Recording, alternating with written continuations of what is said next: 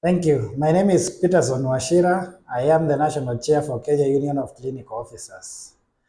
And today I want to speak to what the President spoke about yesterday.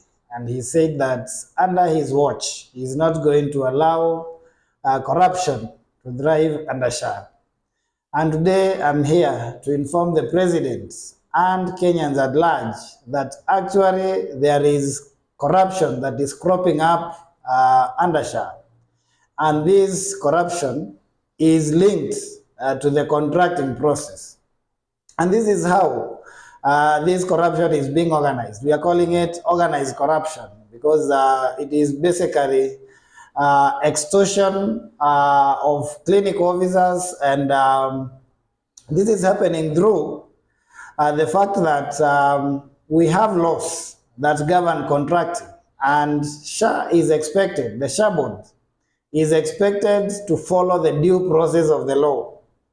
But when they are making policies that are going against the law, and that is done because of monetary gains, then that becomes corruption. This is how this corruption is happening. The SHA Act provides that the SHA board shall receive facilities that have been registered by a relevant regulatory body. We have many regulatory bodies with acts of parliament in this country, but those that are able to register health facilities, we have the Kenya Medical Practitioners and Dentists Council. Under their act, they register medical officers and dentists. And we have Clinic Officers Council that registers the facilities operated by clinic officers. That is what the law provides. The SHA Act recognized this and mandated the SHA boards, once they are given that list that have been registered, their work is to empanel and to contract. But when they sat down in connivance with some operatives within the KMPDC, they decided to provide a policy, because it's not even regulation. The SHA regulation mandates them to contract facilities from all relevant regulatory bodies that are recognized by the law. But they made a policy within SHA that only facilities registered by the Kenya Medical Practitioners and Dentist Board were going to be contracted. And now they are forcing clinic officers to register with KMPDC so that they can be contracted by SHA. Now, this is where the corruption comes in. That the Clinic Officers Act provides that any clinic officer must register their facility with the Clinic Officers Council. And if they do not do this, which is mandatory by the law, then they are fined 500,000 Kenya shillings, or they go to jail for 1 year.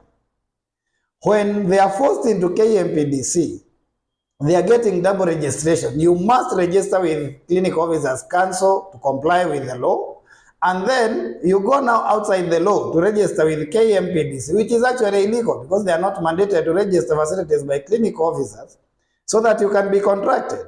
And this is why we are saying it's regularized corruption, because this is being done so that people can pay the money for registration under KMPDC, which is against the law, and you are forced, which you are calling extortion, and it's corruption. And we believe that there is a way these people have come together, and this money must be getting to the people who are making these policies, because if anybody is making a policy outside the law to extort other people, then that can be nothing else other than corruption. That is corruption number one. Number two, there is something that is called pre-authorization. Pre-authorization simply means that before you conduct that procedure, before you do that surgery, before you request for that imaging test, there are those that have been designated that you must seek prior permission from SHA. So you send a request to them, you wait for them to approve, and then you can conduct your procedure. All surgeries go through this. The imaging, especially like the CT scan and MRI, must also be pre-authorized. Now, before this, our specialists were able to do this, and even the clinic officers were able to do this under NHIF, and some 1 month after the rollout of SHA.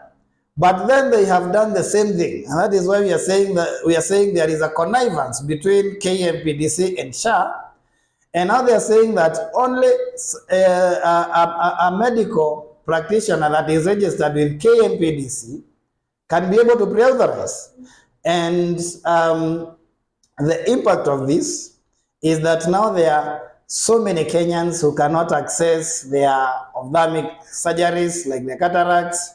There are so many who cannot access specialized services in ENT, in oncology, because simply the people who are handling them in some of the areas where they are the majority, actually 90-something%, like in the eye, in the anesthesia, then patients are made to wait, patients are made to suffer and have a longer waiting times just because of a policy that is against the law. And when this clinic officer now goes to a medical officer to request for their number so that they can pre-authorize, then they have to pay them to be able to do that. And that is what we are calling extortion number 2.